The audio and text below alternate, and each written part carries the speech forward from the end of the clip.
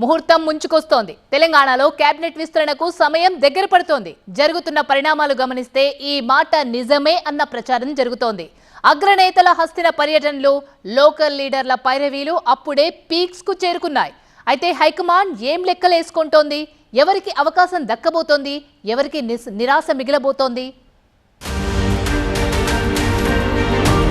తెలంగాణలో కేబినెట్ విస్తరణ ఖాయమా? మంత్రివర్గంలో చోటు కోసం నేతల మంతనాలు. అటు సుదర్శన్ రెడ్డి, ఇటు మల్రెడ్డి రంగారెడ్డి.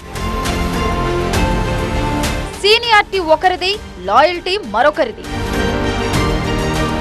తెలంగాణలో కేబినెట్ విస్తరణపై ఊహాగానాలు జోరందుకున్న వేళ మంత్రివర్గంలో చోటు కోసం నేతల మంతనాలు జోరందుకున్నాయి.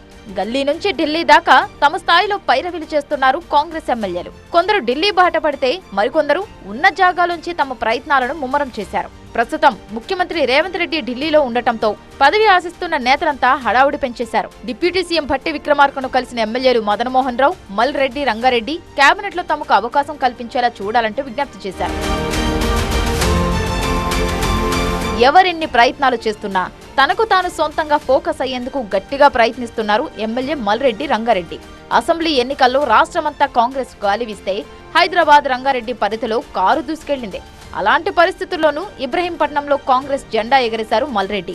అందుకే ఆ స్పెషల్ కోటాలో తనకు మంత్రివర్గంలో అవకాశం ఇవ్వాలని డిమాండ్ చేస్తున్నారు ఈ సీనియర్ నేత. అధికారంలో ఉన్నా లేకున్నా పార్టీని అంటిపెట్టుకుని ఉన్న తన లాయల్టీని గుర్తించాలని కోరుతున్నారు మల్రెడ్డి. ఇప్పటికే తన రాజకీయ ప్రయాణాన్ని వివరిస్తూ కాంగ్రెస్ కు దశాబ్దాలుగా తాను చేసిన సేవల్ని విశదీకరిస్తూ రాహుల్, సోనియా, ఖర్గే, ప్రియాంకలకు వేరువేరుగా లేఖలు రాశారు రంగారెడ్డి. విధేయతకు తగిన గుర్తింపు ఇవ్వాలని వేడుకుంటున్నారు. మంత్రివర్గ విస్తరణ జరిగితే నిజామాబాద్ జిల్లా నుంచి మాజీ మంత్రి, సీనియర్ నేత సుదర్శన్ రెడ్డికి బత్ పక్కా అని ప్రచారం కొన్నాళ్లుగా జరుగుతోంది.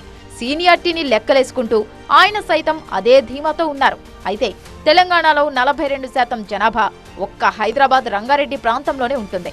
అలాంటి ప్రాంతానికి కేబినెట్ లో ఒక్క మంత్రి కూడా లేరని, ఆ ఏరియా నుంచి ప్రాతినిధ్యం వహిస్తున్న కాంగ్రెస్ ఎమ్మెల్యేని తానొక్కడేనని మల్రెడ్డి వాదిస్తున్నారు.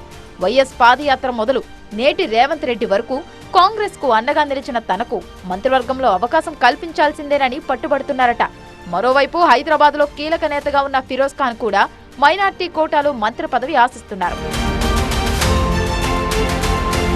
ఎవరి ప్రయత్నాలు ఎలా ఉన్నా కాంగ్రెస్ హైకమాండ్ లెక్కలు సైతం గ్రేటర్ చుట్టూనే తిరుగుతున్నట్టు తెలుస్తోంది. మరో ఏడాదిలోపు జీహెచ్ఎంసీ ఎలక్షన్లు జరగనుండటంతో ఇక్కడి నాయకుడికి మంత్రి పదవి కట్టబెట్టాలని చూస్తోంది. అలా చేయడం ద్వారా పార్టీని గెలిపించకపోయినా ప్రాధాన్యమిచ్చారనే సంకేతాన్ని ప్రజల్లోకి తీసుకువెళ్లొచ్చని భావిస్తోంది. అసలే ఇక్కడ బీఆర్ఎస్, బీజేపీ చాలా బలంగా ఉన్నాయి. బీఆర్ఎస్ కు ఎమ్మెల్యేల బలం ఉంటే బీజేపీకి ఎంపీల బలం ఉంది. దీంతో గ్రేటర్ లో ప్రత్యర్థులను ఎదుర్కోవాలంటే లోకల్ నేతలకు బలమైన పదవి ఇవ్వాల్సిన అవసరం ఉంది.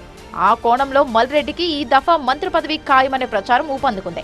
అయితే మంత్రి పదవి రేసులో సీనియర్ నాయకుడు, బోధన ఎమ్మెల్యే సుదర్శన్ రెడ్డి పేరు వినిపిస్తున్నా ఇప్పటికే పీసీసీ చీఫ్ గా నిజామాబాద్ కు చెందిన మహేష్ కుమార్ గౌడ్ ఉన్నారు కాబట్టి ఈ దఫా మల్రెడ్డికే మంత్రి పదవి దక్కే అవకాశాలు మెండుగా ఉన్నాయన్నది విశ్లేషకుల అభిప్రాయం. ఒకే సారాంశంతో కూడిన 4 లేఖలు ఇప్పటికే 4 అగ్రనేతలకు వేర్వేరుగా పోస్ట్ చేసేశారు మల్రెడ్డి రంగారెడ్డి. పార్టీతో తన ప్రయాణాన్ని, చేసిన సేవలను, ప్రస్తుత పరిస్థితులను సవివరంగా తెలియజేశారు. మరి ఆయన విజ్ఞప్తిని హైకమాండ్ లెక్కలోకి తీసుకుంటుందా అన్నదే తెలియాల్సి ఉంది. సీనియారిటీకి పట్టం కడుతుందా, విధేయతకి విలువనిస్తుందా అన్నది కూడా ఇప్పుడు పొలిటికల్ సస్పెన్స్ గానే మారింది.